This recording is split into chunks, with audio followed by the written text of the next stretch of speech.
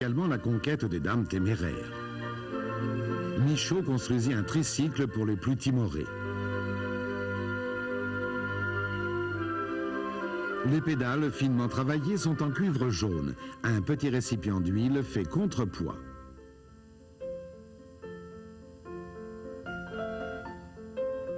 On découvrit que l'équilibre augmentait avec la grosseur de la roue avant. La mode des bicycles commença, les célèbres grands bis. Les deux roues ne servaient pas encore de moyen de transport. Ils étaient réservés aux loisirs. Les allées des parcs devinrent des vélodromes.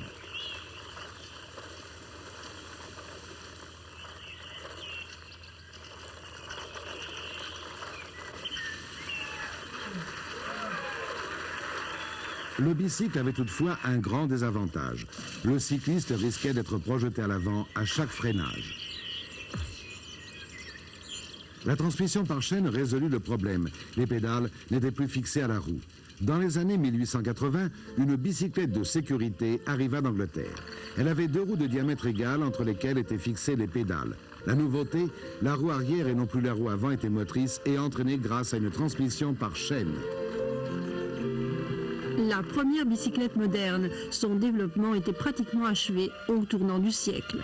On développa encore le levier de changement de vitesse pour la transmission de la force motrice. Le dérailleur, la roue libre pour la roue motrice et différents accessoires tels la sonnette et les phares.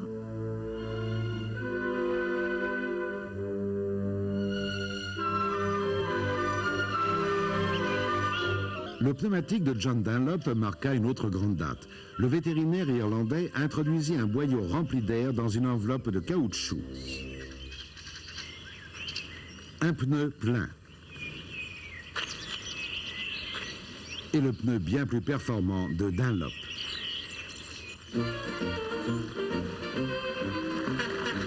La bicyclette fit bientôt concurrence aux voitures coûteuses et nauséabondes de la bonne société.